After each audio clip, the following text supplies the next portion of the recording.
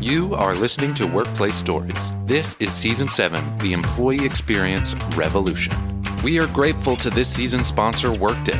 Workday is a leading provider of enterprise cloud applications for finance and human resources, helping customers adapt and thrive in a changing world. Workday applications for financial management, human resources, planning, spend management, and analytics have been adopted by thousands of organizations around the world and across industries, from medium-sized businesses to more than 50% of the Fortune 500. For more information about Workday, visit workday.com.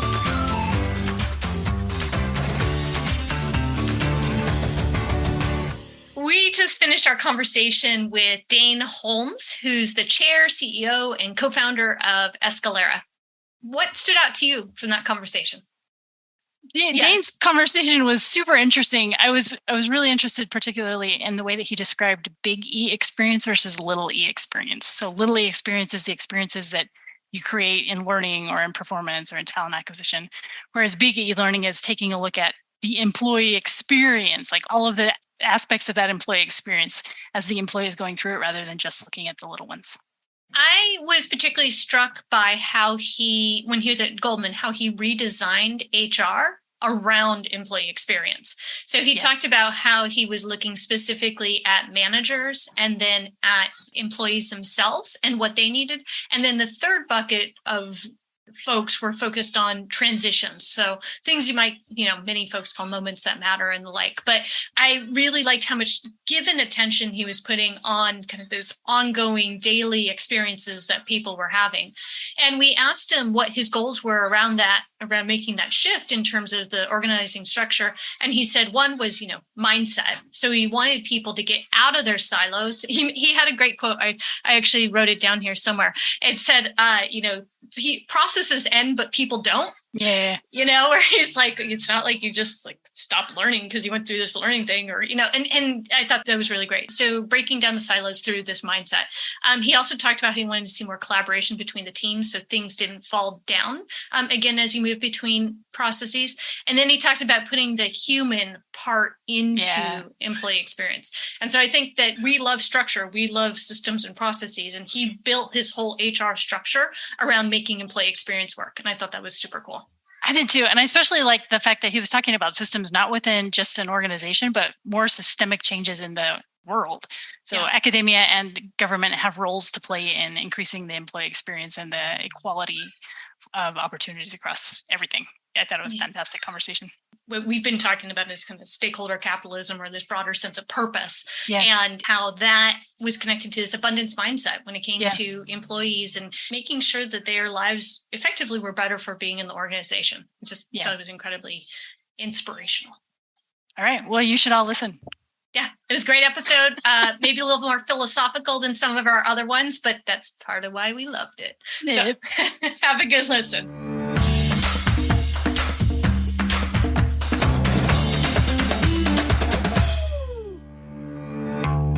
Dane, welcome to Workplace Stories today, and thanks for joining us. It's great to be here. Thanks for having me. You have a unique voice, and we're really interested to hear what you have to say about employee experience.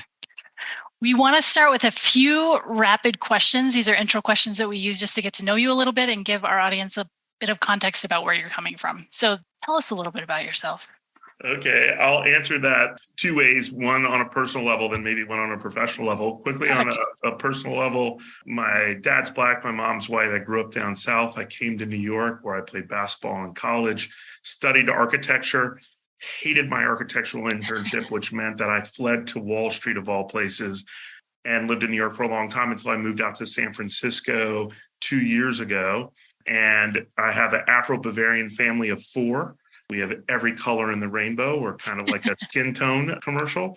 And I have 2 biological kids and 2 adopted. And I am the person with the least amount of power in the house. So I think that would be...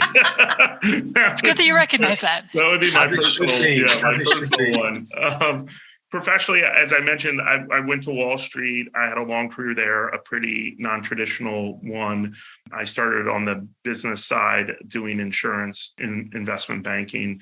But as it has been described to me by one of our former senior leaders, my career was defined by bad things happening in the world, but them being good for my career. That's a terrible, ominous statement. But during my career at Goldman, I was the head of insurance risk during 9/11. I was the head of investor relations going into the global financial crisis. I was the head of HR during succession planning in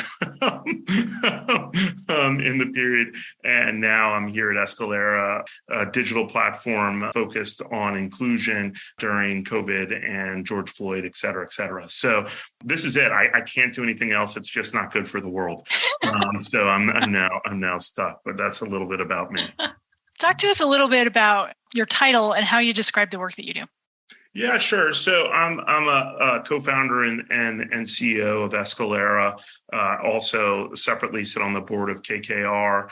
I think in any job, regardless of it, what I'm really looking to do is, tap into people's potential, unleash it collectively, provide a basis for both support and advice. I deeply believe in the concept of being a service leader. I believe that when I was a junior analyst to other analysts. I believe in it as a CEO. So your remit and your responsibilities grow with time. But I would say my approach and what I'm trying to do is all the same. Get the best out of everybody, get everybody to work collectively together and be a source of both advice and experience. And then 9 times out of 10, just get out of the way.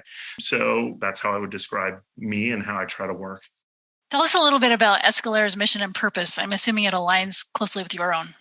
Yeah, so our mission at Eskalera is to help build productive, high performance and inclusive cultures. That's what we're really focused on in doing that. We're really trying to solve 2 core problems that, as the chief people officer at Goldman Sachs, I saw that just drove me nuts.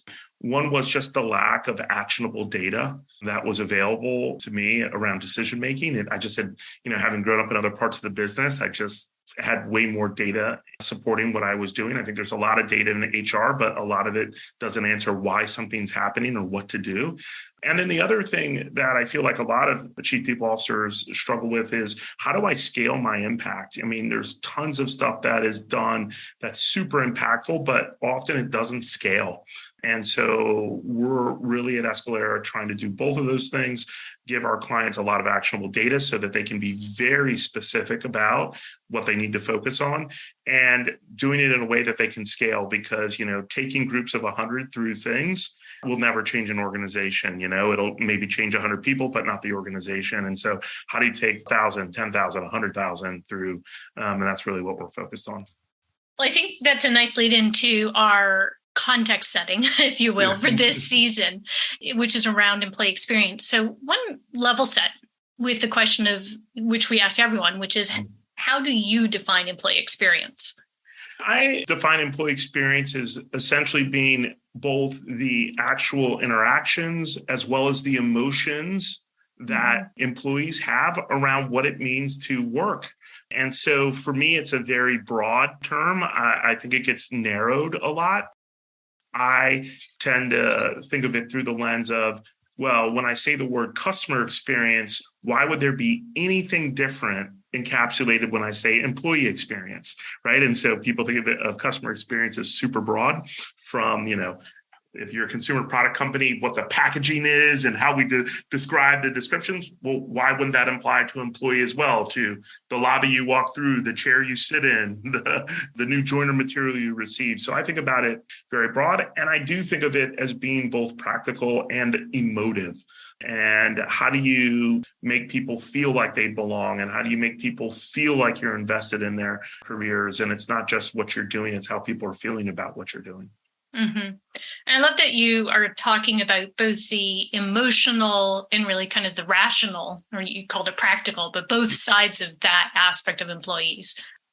Yeah, for me, and I do this game with myself a lot, it's just a discipline game where I say the world doesn't have these binary questions, but create a binary question. It'll help you get the right balance. And so if I had a team that had to do something really hard, would it be more important for me to have their emotion around really wanting to do that hard thing, or for them to have all the tools to do the really hard thing and not the emotion? And for me, I pick emotion. With emotion, tools will be made, new strategies will be created. Tools without emotion, the tools just sit there on the side. Nobody decides to pick them up. And so I think we do a disservice sometimes when people say, hey, the people business it's too soft, it's too on these emotions. I'm like, no, it's called people. They're driven by emotion, right? You would never say, forget what our customer feels about our product. Like, this is what our product does. You would never say that. Right. Yeah. You began by talking about data and the importance of data, and listeners to the podcast will know how deeply I feel that. But we also know that when we are trying to get people to make decisions, we can default to saying, okay, here's the data that supports my point. But that's not how people make decisions. By and large, they make decisions based on their emotion and how they feel. And, and then they go find some data to justify it, as much as I wish that was not the case. So I think it's so important when we're talking about employee experience. So much of it is, what does it feel like to work here for me, for you, for whomever, which I think is interesting.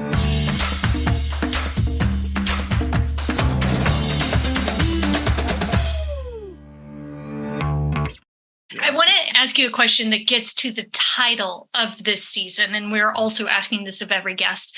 And we are calling this season the Employee Experience Revolution, but we put the R in parentheses to imply it could be a revolution or maybe it's an evolution. So what's your take? Revolution or evolution? So I think it's both. Oh, that sounds like a cheating answer. But let me tell you why it's both. I won't cheat that way.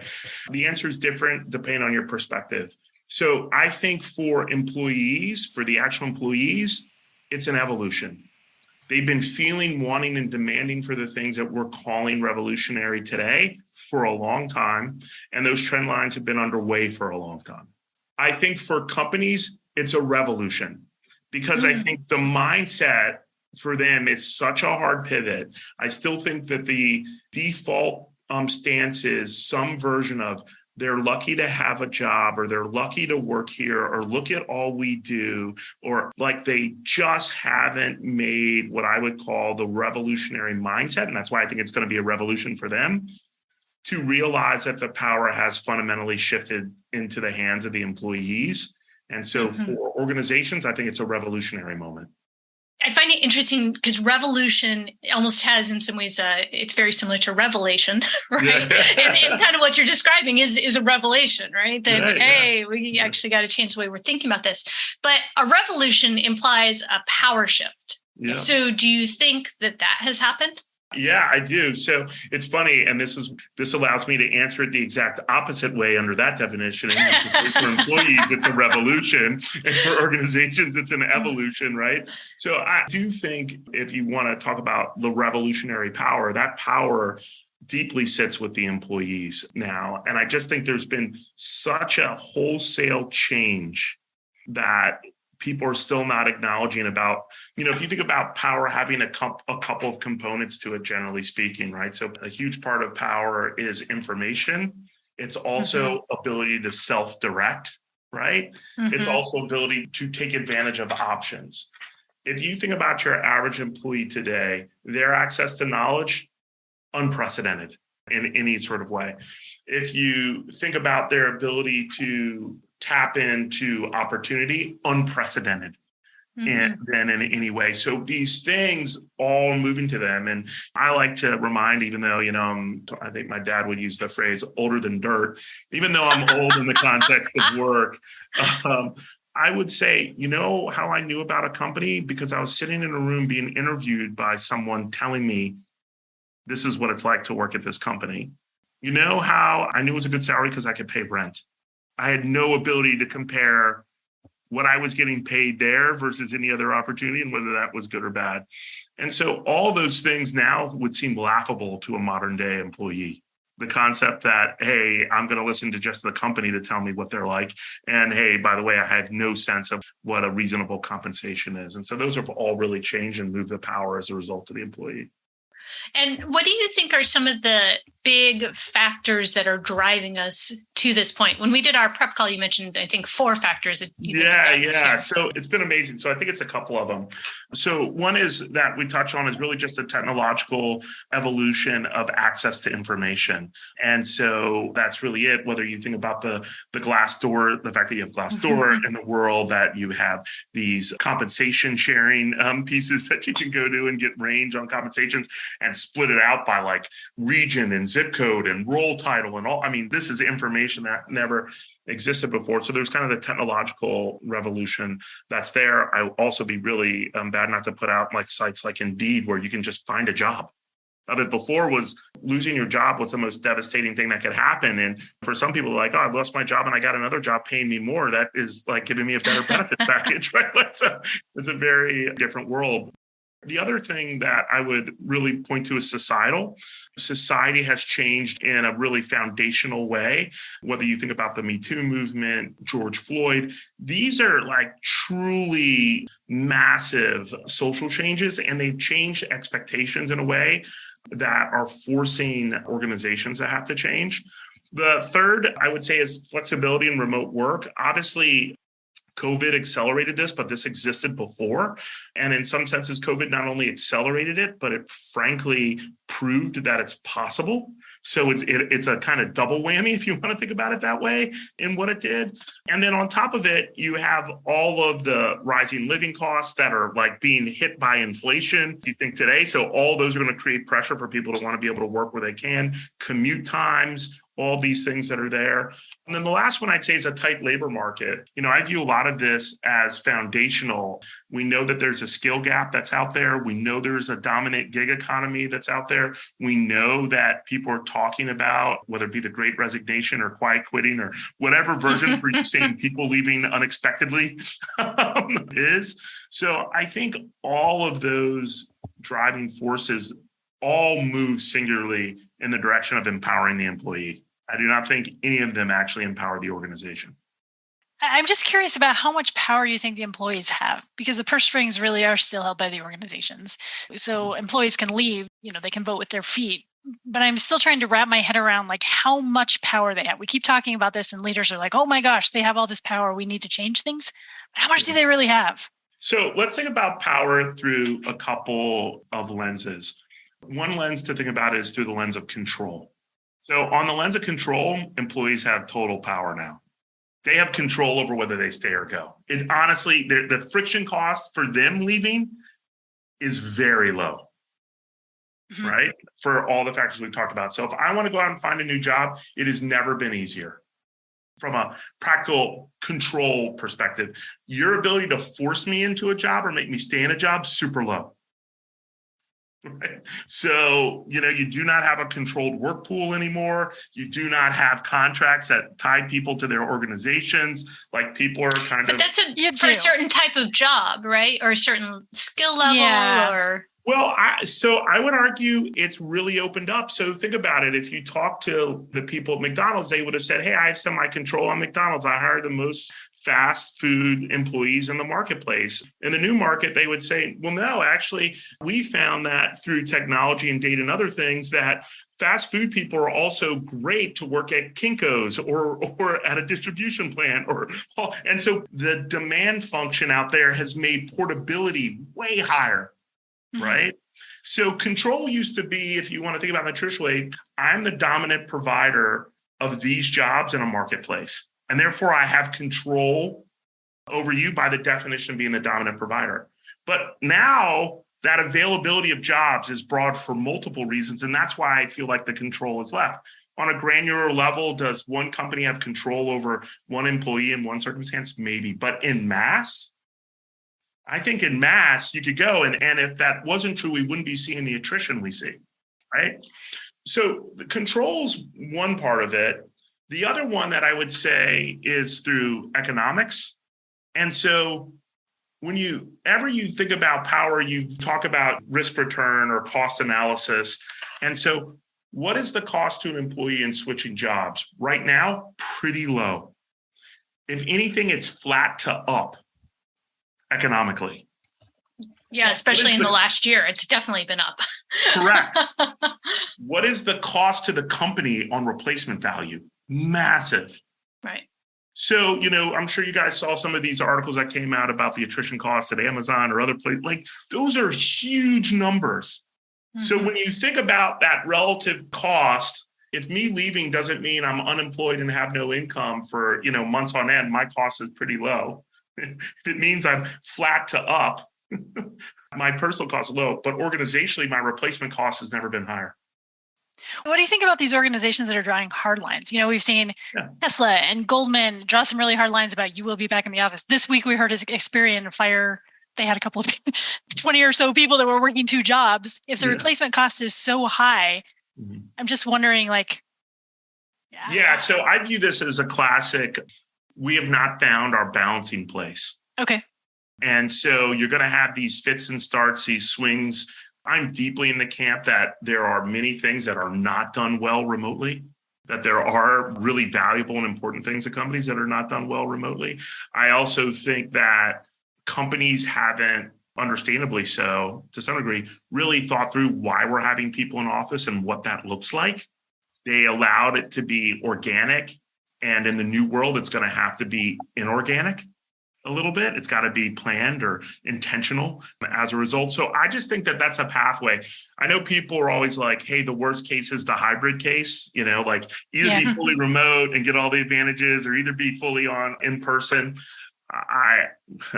Good luck to both who try and do either at the tail ends. I think most people are going to end up at some version of hybrid. I think what's really interesting to me is that all of this is exactly the opposite of what we all predicted, right? So we all thought technology was going to come along and it was going to drive a lot of unemployment, especially in entry-level jobs. Not at all, right? We're all seeing a sort of economic downturn right now, which typically will drive downward pressure on jobs. Not at all, right? Still a really, really healthy jobs market. So a little bit uncharted territory here, but true shift in power. Companies have to do some smart thinking. One thing about it is because the other part of it, and this goes to the conversation we were having about ability that employees have. So when somebody says, let's just play it out. Somebody says, hey, you have to come in. I don't have to give you a raise. I don't have to develop your career. Old school, you're lucky to have this job. Okay, let's just put that as, I know an extreme, but like an extreme, let's say that's the version. The question for yourself isn't whether you can do those things as an organization, because of course you can. The real question is, will one of your competitors view that as an opportunity now, given the tools that are available to compete against you on it? And the answer to me in that is 100% they will. And so you can look at issues, whether they're ESG or otherwise, and you can say, oh, is that just a cultural evolution? Right? That's happened. People expect it now, so we're doing it. Yes, that's part of the equation, but I would argue another part of the equation is the fact that people are willing to compete on it. And so once they see it and they start to competing on it, you're now no longer in control. You are now responding to a competitive marketplace. And so a lot of this shift happens because there's a marketplace and people are going to sit there and say, oh, you say I have to be in the office? Well, there's somebody who's going to compete on the fact that I don't have to be in the office. Mm-hmm. And so how do you balance those out? Interesting. One of the things that struck me too is, when Danny, the list of companies that you mentioned just now who were saying you got to be back in the office, whatever, almost all of them have been shortly thereafter announced layoffs, including your former employer who, I literally, right before we jumped on this call out of interest, just jumped on to see the news and it just reported a 57% drop in deal making. That's not great, right? Yeah. So it could have also been an inadvertent layoff, right? Like not a way that you're forcing people out who have different preferences or the like. So it could be a strategic decision for other reasons. I also wonder if we're looking at a point in time. You know what I mean? Chris, you mentioned this is unprecedented. We've never seen the economy drop and the job market stay strong. And that is absolutely true. But eventually, we're humans. We evolve. We're going to find different ways to do the same things with maybe fewer people. And so are we just looking at a point in time where this power shift is all to the employee, or is this a long-term? I don't know. Yeah, I think it's a little bit more long-term. And, the biggest things that make me feel like it is these big societal changes are pretty durable. Mm-hmm. Right. Mm-hmm. So, and if you think about it, not to get negative, and I do worry about this at a macroeconomic level, less at a individual human level. The United States has been operating, if you just take the US market, but the United States has been operating at a work week that's materially higher than the average on the world. Mm-hmm. Yeah. Okay. And it's been a big economic productivity gain, but it has come at a cost of people's views of work-life balance and other things. We're entering a period where the early indications would tell you that people are reassessing that. There's a cultural reassessment happening. And so if you just sit there and think of that, take everything else out, and people are just saying in their own minds, I just want to work 10 or 20% less, that creates a really tight labor market for a really long time. It does if we don't redefine what productivity is, but maybe we're to the point in history where we need to redefine that as well. Yeah. Well, it's the catch-22. The interesting part is that, and this is about the balance. So one would say that when we had COVID and we got rid of commuting time, that interestingly enough, that should have been a massive productivity boost. And it was. But what happened very quickly after that? People wanting to resign from burnout. Yeah. Mm-hmm. That whole dynamic to me, once again, by the way, people's wages were up during that period for the first time in a long time, Mm-hmm. right? So I worked harder, but I also got paid more, but people still elected out. This is that, like, to me, that's like a exhibit A of how the power has shifted, right? Like I demanded more work. I got it out of you, but I had to pay you more and I still couldn't keep you, right? So it's an interesting set of dynamics. I do think what we're going through now on multiple levels is just very, very different because we're coming out of also a world, we have to remember, of artificially low rates for a very long time. And not to get too tangential, but I often say about these things, I've had to say this about now that I live in San Francisco. Before I moved here 2 years ago, people would say, oh my God, it's terrible there. The traffic, it's so expensive. The commercial space, it's terrible. And now I have everybody saying, oh my God, it's terrible. The city's dead. Everybody's leaving. Everybody's dead. I was like, both of these things cannot coexist. It's got to be one or the other. And so I think that's a little bit like the economy we're in right now. It can't be, oh my God, everything's overvalued and we're growing too fast and it's too much and rates are too low. At the same time, say rates are too high and values are down. And that's really, we're in a moment of change. The grass is always greener, right? Yeah. Can we pivot to talk a little bit about what the implications of all this are for HR? In an earlier call, in a prep call, you mentioned to us that you didn't think HR was fully embracing maybe the opportunities and the challenges in the context of this shift. I'd like to explore it through your experience at Goldman. So first of all, just what did you mean by HR's not embracing the role? I don't want to go too far down any sort of history lesson on this, but if you think about what's really needed from HR these days, which is deep alignment with the strategy of their organization and their ability to, in a highly competitive market, help their companies compete and win in that environment. What a lot of HR's history has been and where they've gone through is less on the strategic side and more on the process and risk management side. And so if you've grown up in that, that's a really comfortable space, right? Like I run a great process, I mitigate a lot of risk. That is the exact opposite of a strategic approach, which is like, okay, process is secondary to prioritization and like alignment and resource allocation decisions. And by the way, forget risk management. I'm in the business of opportunity maximization. And there's going to be risk. Right? There's going to be things that don't go well, but we're going after this big competitive prize. And so I just think there's a period in which the mindset also of people within HR is going to have to evolve. In many ways, I would argue the mindset of chief marketing officers had to evolve when they went from what I would call more of a process-oriented, hey, what's the best color that we should do for our logo, to a no. Marketing is solely here for the advancement of the strategic goals of the organization. And I have to be a different professional in order to do that. Well, let's unlock a little bit about how you came to this sort of set of ideas and this set of thinking. At Goldman, you redesigned the HR function to reflect what you saw as the employee experience. And you focused on managers, employees, and transitions. I think that was the kind of word that you talked about before.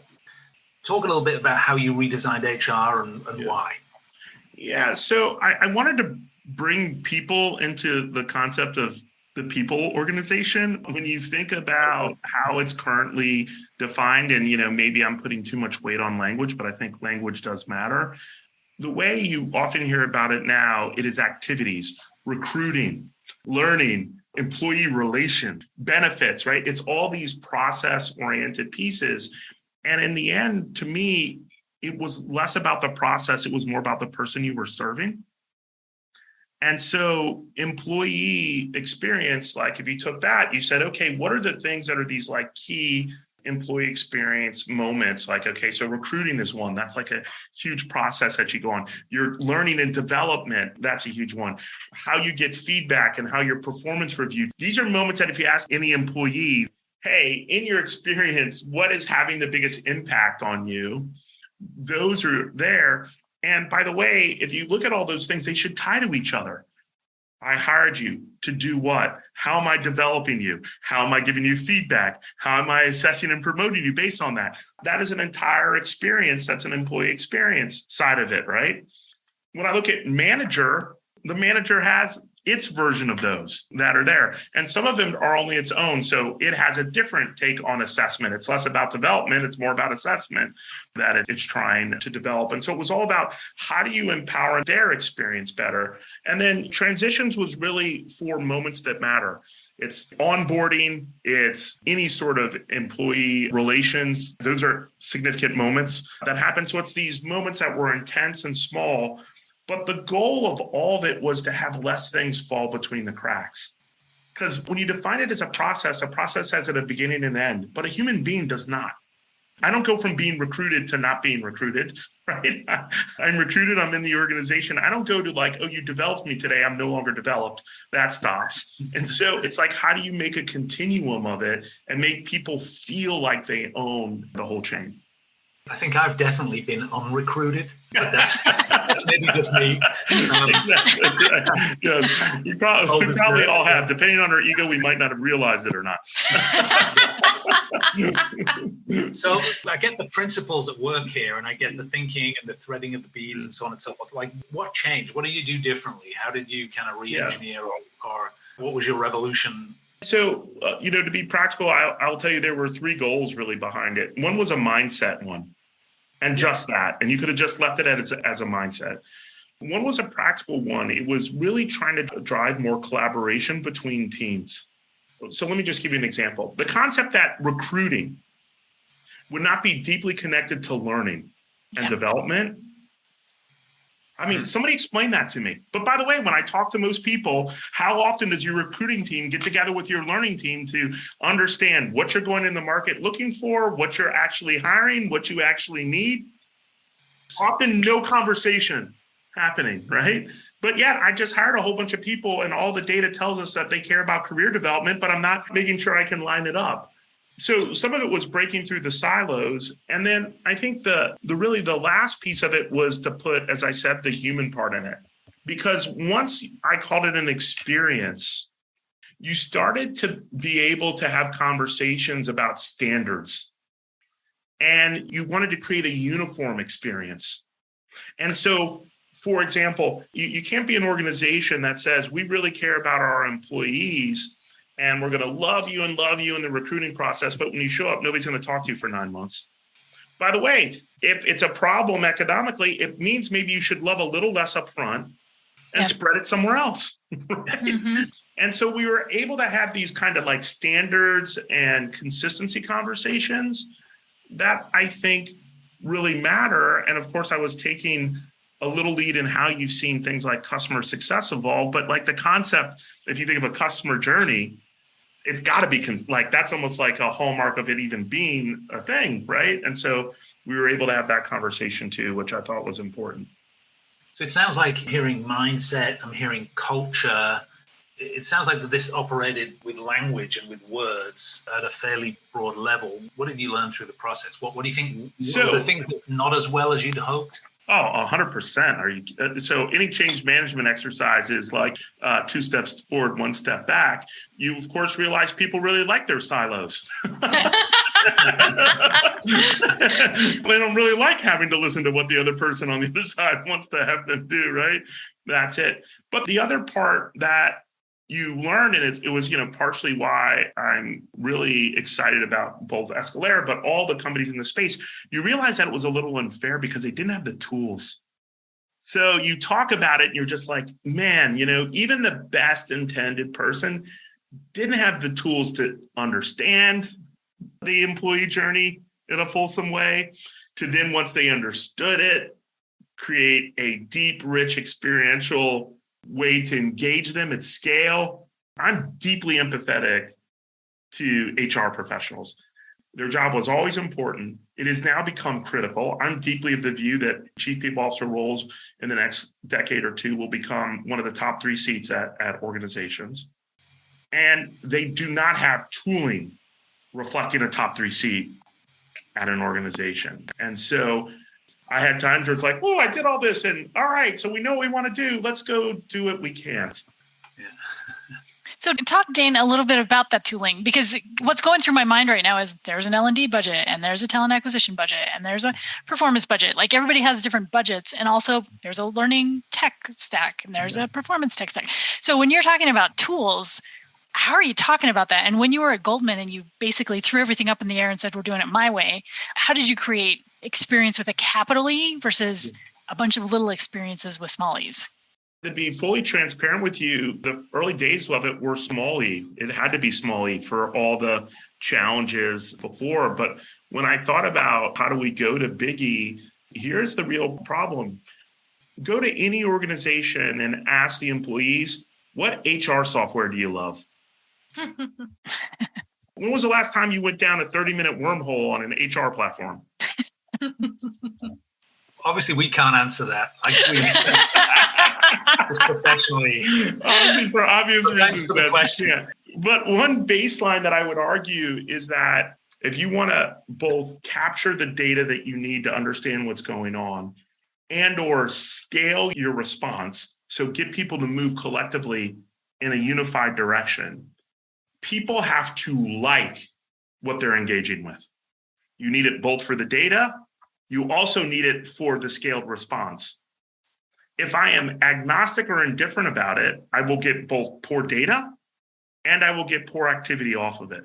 But yet most HR, and it's understandable, most HR tech is really made for the administrator. Yes. It is not like, hey, administrator, what we're going to do is create an experience that the employee loves, adores. They go into it. They spend 15 more minutes than you would expect them to spend in it because it's about them. It's for them. It's delivering what they want. And through that process, we're going to give you all this great data. And we're going to help you get them to act in a way that is aligned with their interests. That's what you do with customers, right? So it's just not built that way. And so we, of course, are trying to be part of that revolution, but I mean, it's massive. I mean, it's a total mind shift to suddenly say, hey, you know what matters more is not what the HR admin says about our platform. What matters more is that employees love it.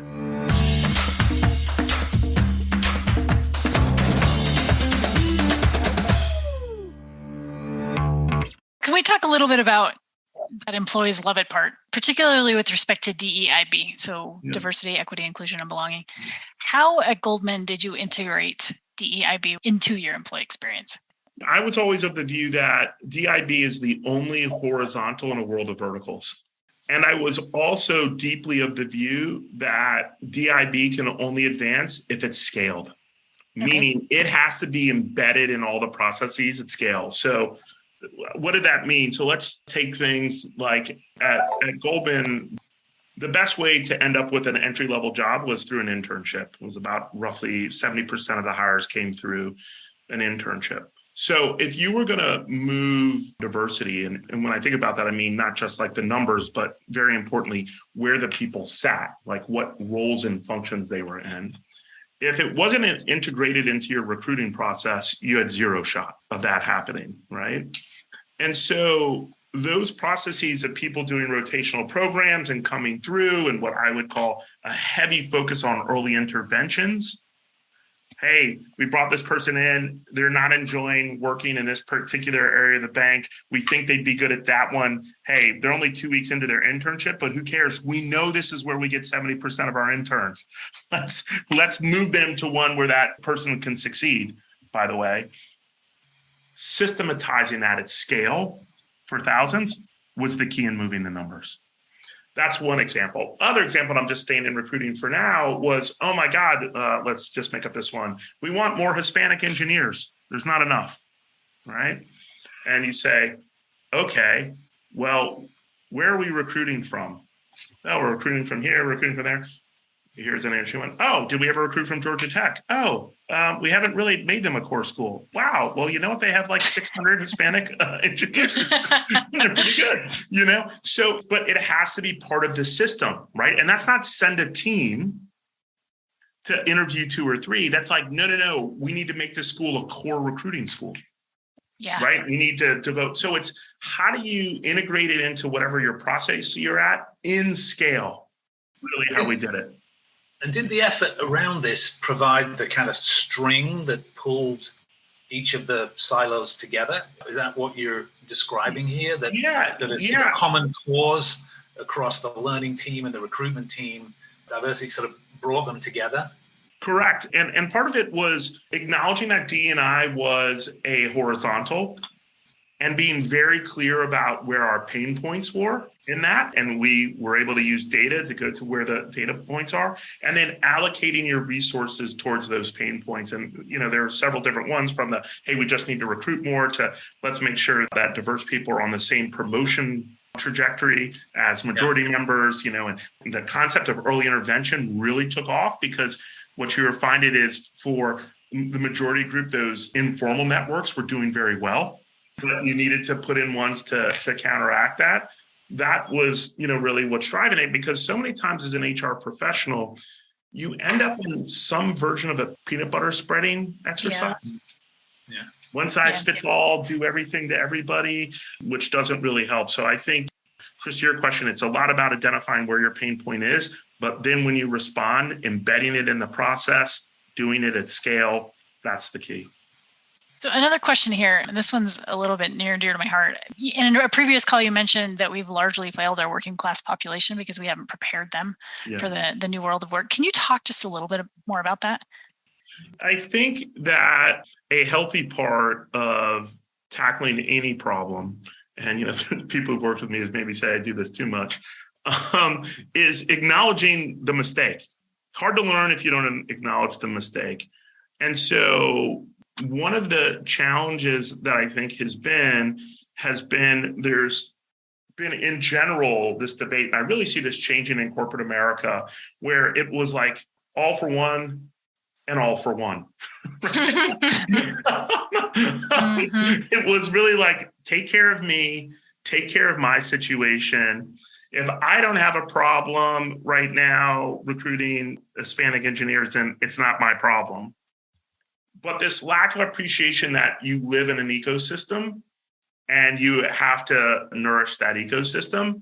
And so I think that we just didn't do a great job of that. And part of it is that often the people who are the organizations that are in the best position to do that don't have the problem as acutely. Okay. Right? So the person that is able to recruit the best talent doesn't have the problem, but probably also understands the problem in a way that they could really help the ecosystem.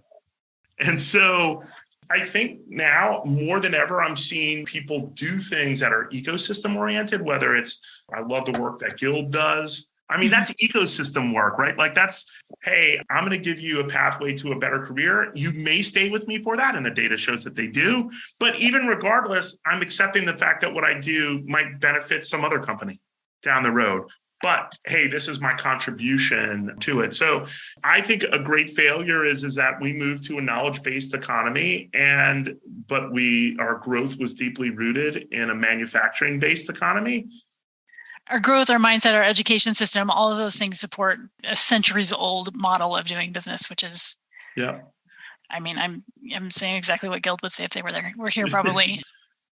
So I love the way that you're talking about experience, not even with the boundaries of the organization experience. We're talking about employee experience. We're talking about the experience of the employee in the society that we live in today. Yeah. And so we're not just calling on the organizations, for example, to help solve this problem. We're also calling on academia and governments to make sure that people have the skills that they need in order to participate fully in the society. It's kind of like if you're a car manufacturer, you're building a product, you want people to have a certain experience when they buy your car. You're not saying to them, you have to be committed to me for life, and you can only buy Toyotas from now on. You actually expect that they may leave you, but you're always recruiting them back. Mm-hmm. And because you're always recruiting them back, you treat the broader market a certain way, right? You're not insular, you're broad. I think about that from the employee perspective, right? Like, hey, I have an employee, they're going to work for me for 4 years, but am showing up in the marketplace in a way that is always inviting them back to it. And so I think, if you're thinking that way, your definition of experience is definitely not within the halls of your building. One of the benefits of that, of course, is that you get to have your employees build broader experiences and come back to you potentially with a broader set of experiences. And it's a competitive advantage. I heard this approach the first time at LinkedIn. I took my team on a team visit from Microsoft to LinkedIn, and before Microsoft acquired them. And they talked there about preparing people for careers in Silicon Valley. And it was really pointless of them to imagine that somebody would spend their entire career working at LinkedIn. And so they took the long view and prepared them for successful careers. And I thought that was mind-blowing for me at the time. But I think this big E idea is a really powerful one. I believe in it, Chris, for a bunch of reasons. Not just it's smart in some sort of tactical perspective, but I've always been a big believer is don't underestimate the benefits of doing good. Do not underestimate them. Sometimes, like when you just do a good thing, you don't know what the benefit's going to be, but you're going to wake up and there's going to be a huge benefit to it. And I think saying that I'm invested in you and I'm going to do what's best for you, which at some point might mean, and by the way, let's be honest about that. Sometimes the best thing for someone is to leave your company. It's not because you're a bad company. It's like, I just can't give you the opportunity that you actually need and deserve right now. I have somebody doing it. I don't have the capacity. Them going and doing it somewhere else and feeling great about you and coming back to you just means somebody else paid and trained on that next new hire you have, right? It's a benefit. Yeah. That takes a lot of angst out of a lot of HR actions. Interesting, because it's fundamentally an abundance mindset. And I think it's interesting that one of the biggest metrics that we follow is retention. Maybe we shouldn't. Maybe it's not the best for the world. Yeah, I think over time it's going to be more of an NPS score, because I think it depends on the organization. But if you have a very high performance driven culture, the pyramid itself means that you should expect a lot of attrition. Yeah. Because if you're really developing and making great people, there's not going to be enough roles as you move up the organization to put all those great people in it. So if you're like, oh, but we keep the ones we want, right? Like we just play that out for a second. We keep the ones that want. That means that also must mean you're not very good at developing people, because only a few apparently do well in your system versus a lot. Obviously, there's a lot of reasons why retention matters. But if I could have two metrics, my two metrics would be some version of a net promoter score, like how great is this organization? And then I would have some sort of rank in there if people were like constantly rating their business experiences. Like, this was the best one I had. This is the second best. This is the third. Like, if people could just force ranking of their experiences, that would be the data set. I already know that you guys are smiling. You guys would love that data set too. I would really like that data set. I think we're all smiling in agreement at how amazing that'd be. Yeah, exactly. Right. Dave, we have just a couple of quick wrap-up questions. What do you think we'll be doing, let's say 3 to 5 years from now, with regard to employee experience that we're not doing or talking about today? I think the biggest thing that we'll be doing is that across all of our engagements will be much more employee-led. And when I say the word employee-led, I mean literally, what do you want? What are you looking for?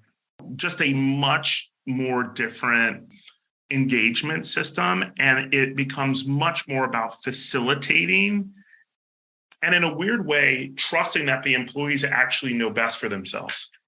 Now, that won't always be true, but it's a little bit that move towards everything doing that way. Like, hey, it's not about me convincing you to stay or go. It's me understanding what you want to do and helping facilitate it in whatever way I can. And I don't think that's weird. Yeah. Really, that just means that it's less hierarchical and potentially less paternalistic, right? Yeah. I think at one point, Danny called it just treating people like they're grown-ups, which I think is a remarkable idea. Concept, right? One other question, which is a question that we ask everyone who comes onto the podcast, and that is called the purpose question. And we want to know, why do you personally do the work that you do? You know, when I think about my purpose, there's both a selfish and a altruistic thing that's so intertwined, I don't know how to rip them apart. I get tremendous personal pleasure out of helping people and trying to solve difficult problems. I just personally enjoy it, even as hard and complicated as both people and problems are. And I just want to feel like I've done something to make people or broader society's life better, and that I'm far from perfect. I'm far from awesome person, but I just want to end up on those like last of days when you bring out the scales of judgment, just to be really overweight on the scale of like, you did good by people, you did good by people. And, for me, that has meant things like status and money become deeply, deeply secondary to the names of people, the impacts and opportunities that you've created. And, it sounds corny, but in some senses, I just want to earn the right to claim the title of human. And I want to be able to say I'm a human. And to me, you don't have to put good in front of it. If you're a human, you are good. And fighting that and trying to do that as a dad, as a husband, as a friend, in every other way that I can. That's beautiful. Thank you. Dane, it has been our pleasure. Thank you so much for joining us for this episode of Workplace Stories. Anytime. Thank you. And I'm glad to come back. And there's 50 other things we got to talk about next time. Absolutely. This is Workplace Stories, a production of Red Thread Research and the Learning Futures Group. Danny, how can our listeners get more involved with Red Thread? Consider joining the conversation and our community by joining the Red Thread membership on our brand new platform. It's new and fancy and shiny. And you can access it by heading over to members.redthreadresearch.com. Awesome. You can also subscribe and rate us on the podcast platform of your choice, or you can share this or your favorite episode with a colleague or a friend. We would appreciate any and all of that. We are grateful to this season's sponsor, Workday. Thanks for listening.